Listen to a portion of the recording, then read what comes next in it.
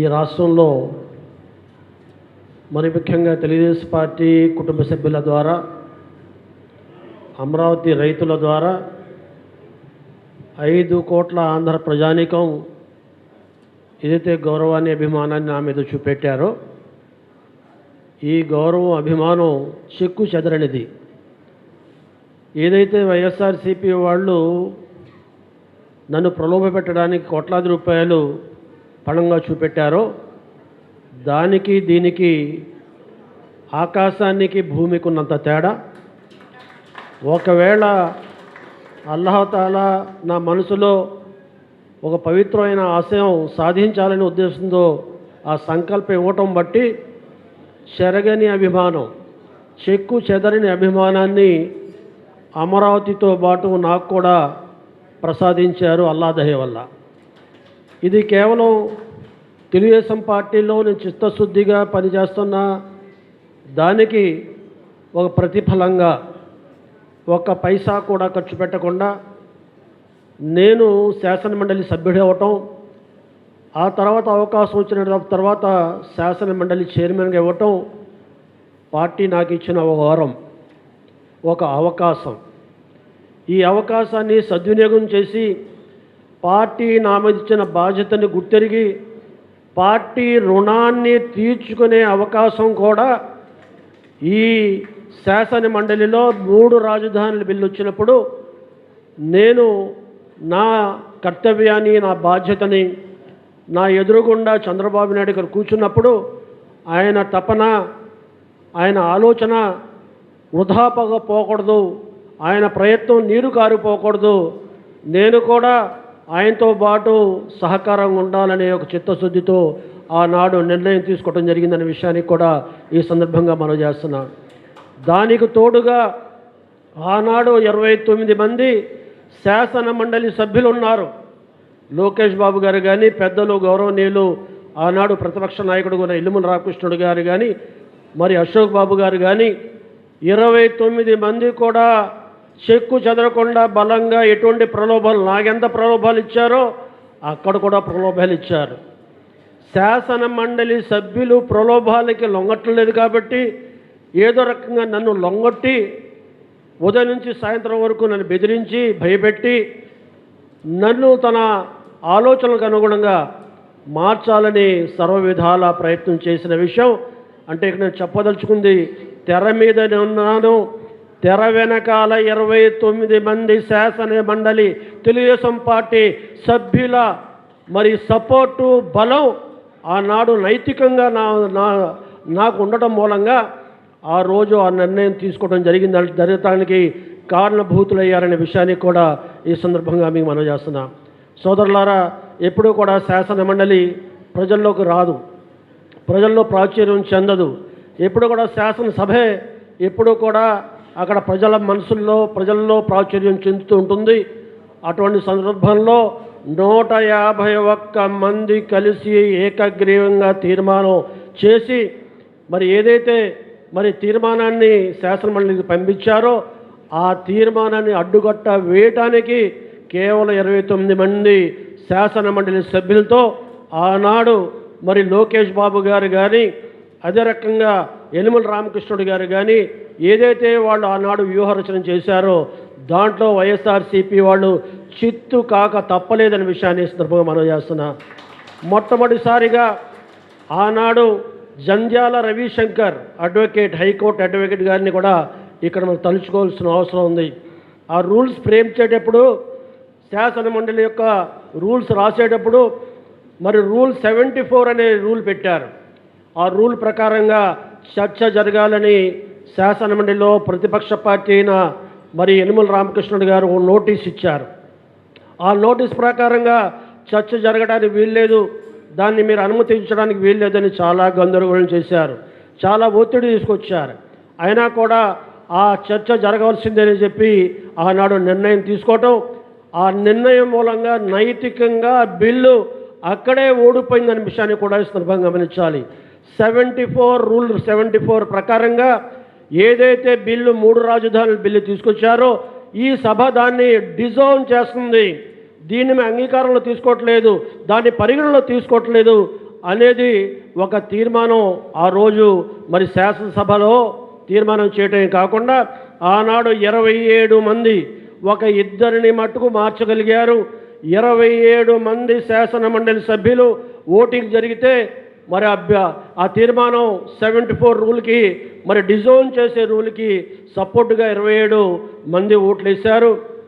9 వ్యతిరేకంగా ఓటేశారు. 5 బీజేపీ వామపక్షాలు 5, బీజేపీ వాళ్ళు 7 న్యూట్రల్గా ఉండిపోయారు, అటు ఇటు కాకుండా ఉండిపోయారు. కానీ 27 మందితో ఆ తీర్మానం నెగ్గింది.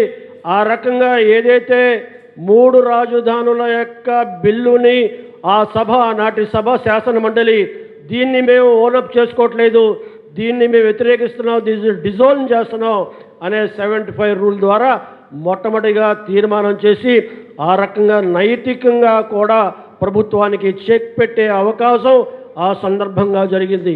మళ్ళీ ఈ బిల్లు మీద చర్చ వచ్చేటప్పుడు లేదు సెలెక్ట్ కమిటీకి పంపించడానికి వీల్లేదు, వాళ్ళు ఇచ్చిన నోటీసు లేటుగా ఇచ్చారని ఆ సాకుతో మమ్మల్ని ఇబ్బంది పెట్టారు. ఆ రకంగా సభని జరగకుండా ఆపారు. అయినా కూడా నాకుండే పవర్స్ని బట్టి ఆ నోటీస్ని పరిగణలో తీసుకొని మరి ఆనాడు ఒక నిర్ణయం తీసుకోవడం జరిగింది. ముందుగానే 27 మంది డిజోన్ చేసిన అభిప్రాయానికి అనుగుణంగా కేవలం 9 మంది మాత్రమే వైఎస్ఆర్సీపీ వాళ్ళు వ్యతిరేకించిన ఆ ఓటింగ్ ప్యాటర్న్ దృష్టిలో పెట్టుకుని మరి ఎవరైతే వామపక్షాలు కానీ బీజేపీ వాళ్ళు కానీ న్యూట్రల్గా ఉండిపోయారో, అటు సమర్థించకుండా ఇటు వ్యతిరేకించకుండా ఉండిపోయారో అవన్నీ పరిగణలో తీసుకొని ఆనాడు మరి నాకు చెప్పే పరిస్థితి ఇప్పుడు చెప్పడం బాగుండదేమో కానీ ఏ రకంగా బెదిరించాలో ఆ రకంగా బెదిరించారు. వాళ్ళందరూ కూడా ధనవంతులు, కోటీశ్వరులు. వాళ్ళ మీద కేసులు పెడితే సుప్రీంకోర్టులో వాదించుకుంటారు, హైకోర్టులో వాదించుకుంటారు. నీకెక్కడ డబ్బు ఉంది, నువ్వు ఎలాగ బట్టగలుగుతావు, నిన్ను అంతం చూస్తావు అని కూడా బెదిరించారు. ఆ రకంగా డబ్బులతో కానీ, పదవులతో కానీ, ఉద్యోగాలతో కానీ అన్ని రకాలుగా చెప్పారు.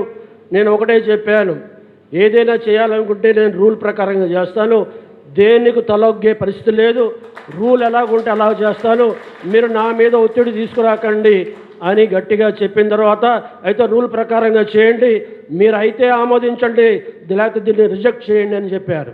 అలా కూడా భయపెట్టించారు. నాకు ఎవరైతే అక్కడ శాసన మండలిలో నాకు ఉండే సిబ్బంది ఎవరైతే ఉన్నారో ఆ సిబ్బందిని కూడా నా దగ్గర రాకుండా, ఎటువంటి సలహాలు ఇవ్వకుండా, ఎటువంటి సూచనలు ఇవ్వకుండా నా దగ్గరికి పొలిమేరలో కనపడకుండా చేశారు.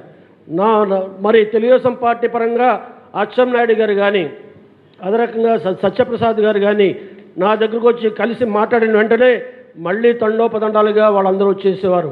ఒక్క ముఖ్యమంత్రి తప్ప మిగతా వాళ్ళందరూ వచ్చి నా రూమ్లో కూర్చొని అన్ని రకాలుగా ఇబ్బంది పెట్టారు.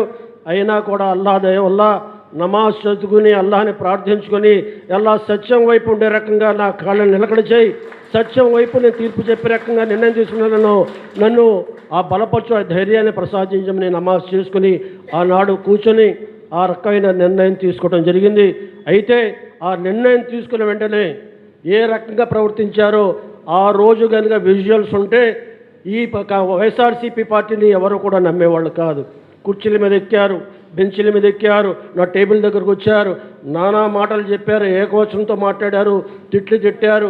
నేను బయటకు వచ్చేటప్పుడు మరి బచ్చుల అర్జునుడు పాపం, అదే రకంగా మన అశోక్ బాబు గారు వీళ్ళందరూ నాకు తోడుగా వచ్చి బయటికి వెళ్ళటానికి కూడా అవకాశం లేకుండా వచ్చేటప్పుడు, నన్ను బయటికి వెళ్ళేటప్పుడు ఎవరైతే ఒక మంత్రి ఉన్నారో ఆయన మంత్రి నా కులం పేరుతో కాకుండా నా పుట్టుక మీద కూడా ఆయన మరి మాట్లాడటం కాదు, నా గుండెల మీద చేతులతో కొట్టాడు. ఆ రకమైన పరిస్థితులు కేవలం సత్యం కోసం, ధర్మం కోసం, న్యాయం కోసం, ప్రజల పక్షాన నిలబడ్డ చంద్రబాబు నాయుడు కోసం సహించి ఓర్పుతో సహనంతో మళ్ళీ బయటకు వచ్చి సభా గౌరవం పోకూడదు, సభా గౌరవాన్ని కాపాడాలనే ఉద్దేశంతో వాళ్ళ మీద ఎవరి మీద కక్ష పెట్టుకోకుండా వాళ్ళు మళ్ళీ ప్రయత్నం చేశారు. మా మాట వినలేదు కాబట్టి ఈ శాసన మండలిని రద్దు చేస్తామని బెదిరించారు. రద్దు చేస్తామని చెప్పడమే కాకుండా తీర్మానం కూడా చేసి కేంద్రానికి పంపించారు. కేంద్రం నుండి ఆ తీర్మానం జరుగుద్దో లేదో కానీ షరీఫ్ మటుకు చైర్మన్గా ఉండటానికి వీల్లేదు. ఆ రకంగా మీరు షరీఫ్ని దింపడానికి మరి జనాల్లో మీరు సంతకాలు సేకరించండి, తెలుగుదేశం పార్టీ వాళ్ళకి చెప్పండి, షరీఫ్ మూలంగా శాసన మండలి రద్దు అయ్యే పరిస్థితి వచ్చింది, మీ పదవులు పోయే పరిస్థితి వచ్చింది. మీరు కనుక ఇప్పుడైనా సరే షరీఫ్ని పదవిచ్యుడు చేయడానికి మీరు మాకు సహకరిస్తే శాసన మండలి లాగా కొనసాగిస్తామని చెప్పి నన్ను చైర్మన్ పదవి నుంచి దింపడానికి కూడా వాళ్ళు చేసిన ప్రయత్నం లేదనే విషయాన్ని ప్రయత్నం చేశారనే విషయాన్ని కూడా ఇస్తున్న గమనించాల్సిందిగా మనం చేస్తున్నా. కాబట్టి ఎవ్వరూ కూడా ఏ రకంగా అయితే మొట్టమొదటి నుంచి ఈ బిల్లు వచ్చినట్టు కాడి నుంచి 27 మంది శాసన మండలి సభ్యులు ఏ రకంగా అయితే ఏక మాట మీద త్రాటి మీద పార్టీ ఆదేశాల అనుసారంగా ఉన్నారో అదే రకంగా అన్ని వేళలు కూడా కలిసికట్టుగా ఉండటం మూలంగా ఏ రకంగా కూడా వాళ్ళు అనుకున్న విషయాలు అనుకున్నట్టుగా జరగలేదు. కాబట్టి దేవుడు ఒకటే చేస్తుంటాడు, సత్యాన్ని గెలిపిస్తాడు, ధర్మాన్ని గెలిపిస్తాడు. మరొక రకంగా అధర్మాన్ని అబద్ధాలని మరి ఈ రకమైన విధానాన్ని అల్లాహ్ ఎప్పుడు ప్రోత్సహించడు. అదే జరిగింది. ఈరోజు నేను నిలబడ్డాను, మా ఎమ్మెల్సీలు నిలబడ్డారు, అదే రకంగా రైతులు మరి పోరాటం చేశారు, అదే రకంగా కోర్టులో ఉన్న న్యాయమూర్తులు కూడా మన పక్షాన్ని నిలిచారు, న్యాయం పక్షాన్ని నిలిచారు. ఆ రకంగా కూడా మనకు గెలుపు వచ్చింది. అంతేకాకుండా ఇవన్నీ గమనించిన ప్రజలు 2024లో గొప్ప తీర్పు ఇచ్చారు. వీళ్ళు ఉండటానికి వీలు లేదు, ఇతను సరైన వాడు కాదు. మేము మండలిలో చేసిన తీర్పు కానీ అదే రకంగా హైకోర్టు ఇచ్చిన తీర్పు కంటే పెద్ద తీర్పు ఇచ్చి ఆయనని శిక్షించారు. 151 స్థానాలకి పోయి 11 స్థానాలకి మిగిల్చారంటే ప్రజలు ఇచ్చిన తీర్పు గొప్ప తీర్పు. ఈరోజు ప్రజలు మన పక్షాన ఉన్నారు కాబట్టి ఏదైతే రాజధాని నిర్మించాలనే సంకల్పంతో చంద్రబాబు నాయుడు ముందుకు పోతున్నారో ఈనాడు ఎన్డీఏలో కూడా మన కూటమి కావటం మన అదృష్టంగా నేను భావిస్తున్నాను. అటు మరి ఎవరైతే జనసేన నాయకులు మన పవన్ కళ్యాణ్ గారు, నరేంద్ర మోడీ గారు ఈరోజు ఈ రాజధాని పూర్తిగా మరి నిజ రూపంలో రావడానికి దాని సహకారం అందించారు. ఈరోజు పార్లమెంట్ ఉభయ సభల్లో కూడా మరి తీర్మానం చేసి రేపు చట్ట రూపంలో కూడా చట్టబద్ధత కలిగే విధంగా ఈ ఎన్డీఏ కూటమి మనకు సహకరించిందంటే ఈ రాజధానికి తిరుగులేదు, అమరావతికి తిరుగులేదు. ప్రజా రాజధాని, ప్రజలు కోరుకున్న రాజధాని. ఈ రాజధాని కలకాలం ఉంటుంది. మన పిల్లల భవిష్యత్తు కోసం ఇది మనకి ఒక మరి ఏ రకంగా అయితే హైదరాబాద్ ఈరోజు ఉందో ఆ రకంగా ఉపాధి అవకాశాలు ఇవ్వడానికి, మన ఆదాయాలు పెంచడానికి, మన గర్వకారణంగా చరిత్రలో నిలిచిపోయే రకంగా ఈ రాజధాని ఉంటుందని నేను మనస్ఫూర్తిగా విశ్వసిస్తూ ఏదైతే గెలుపుందో ఈ గెలుపుని ప్రజల్లో మనం పంచుకోవాలి. ఈరోజు చంద్రబాబు నాయుడు సాధించిన ఈ విషయాన్ని మన నలుగురిలో చెప్పాలి. ఆ రకంగా వాళ్ళ ఆనందాన్ని కూడా మనం పంచుకోవాల్సిన అవసరం ఉంది. ఏదైతే అభిమానాన్ని మీరు చాటారో, ఏదైతే అభిమానాన్ని మీరు చూపారో దానికి మనస్ఫూర్తిగా అభినందనలు తెలియజేసుకుంటూ సెలవు తీసుకుంటున్నా. జై హింద్, జై తెలుగుదేశం.